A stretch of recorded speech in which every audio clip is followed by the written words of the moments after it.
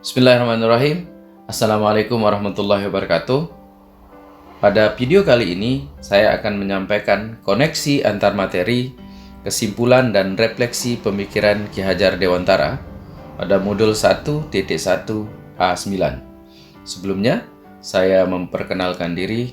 Saya Muhammad Fadli, guru SMA Negeri 1 Jonggat, calon guru penggerak Angkatan 5 Kabupaten Lombok Tengah, Provinsi Nusa Tenggara Barat, dengan fasilitator Bapak Abdul Wahid Mustafa dan guru pendamping praktik Ibu Saidati Marhamah. Sebagai penyampaian yang pertama, yaitu tentang kesimpulan dan refleksi terhadap pemikiran Ki Hajar Dewantara, ada 3 pertanyaan pemantik yang akan saya jabarkan nanti sebagai apa yang menjadi tahapan proses pengalaman saya. Yang pertama adalah apa yang Anda percaya tentang murid dan pembelajaran di kelas sebelum Anda mempelajari modul 1.1. Yang kedua, apa yang berubah dari pemikiran atau perilaku Anda setelah mempelajari modul ini?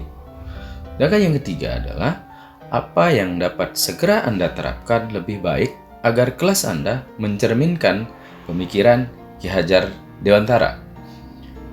Kepercayaan saya tentang murid dan pembelajaran di kelas sebelum mempelajari modul ini atau keadaan sebelumnya, selama ini saya berpikir dan mengasumsikan bahwa siswa itu diasumsikan sebagai selembar kertas kosong dan guru bisa mewarnai sesuai dengan selera dan kehendak guru. Kemudian yang kedua, pembelajaran itu cenderung berpusat pada guru atau teacher center yang bercirikan guru sangat dominan sedangkan murid hanya sebagai objek dan kurang aktif dalam proses pembelajaran. Sementara yang ketiga, menurut saya, kondisi sebelumnya adalah murid harus memahami semua materi yang diajarkan agar mencapai ketuntasan pembelajaran dan cenderung mengutamakan kognitif murid dibandingkan aspek lain.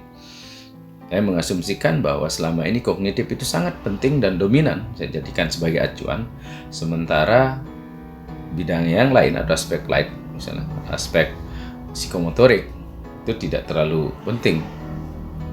Kemudian selanjutnya adalah selama ini guru dominan sebagai sumber belajar. Selanjutnya adalah murid tertib, disiplin, mudah diatur, dan murid paham materi yang disampaikan guru adalah situasi yang dianggap ideal dan jadi fokus utama dalam pembelajaran. Dan yang terakhir, pendekatan bermain belum dipraktikkan dalam pembelajaran.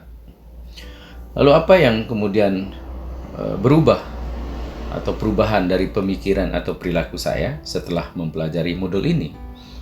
Yang pertama adalah pembelajaran berpusat pada murid atau student center. Guru berperan sebagai among atau fasilitator.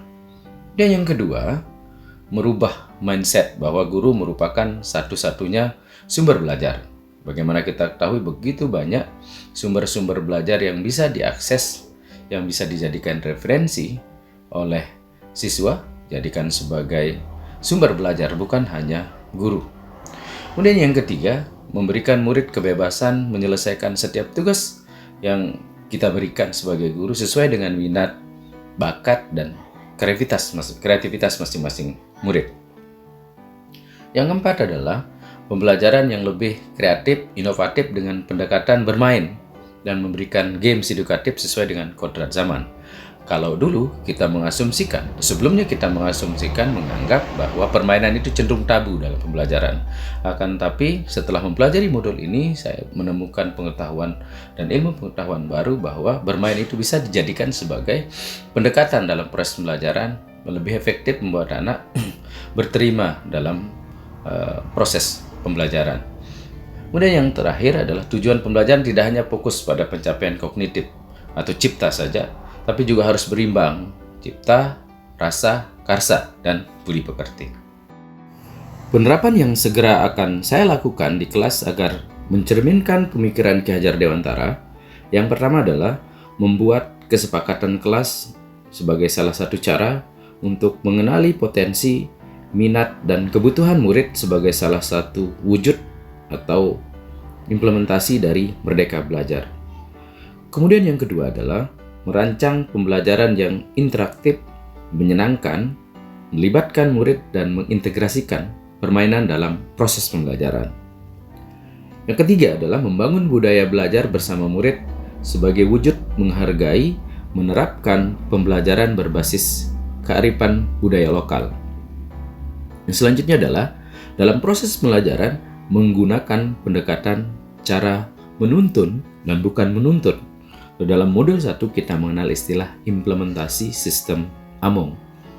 Terakhir adalah menerapkan konsep merdeka belajar dan mengintegrasikan setiap pembelajaran dengan pencapaian profil Pancasila.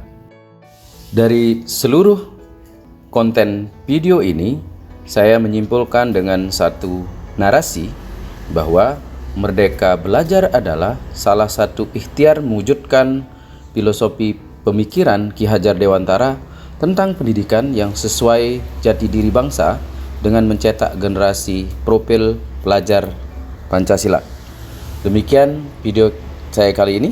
Terima kasih telah menonton hingga selesai. Assalamualaikum warahmatullahi wabarakatuh.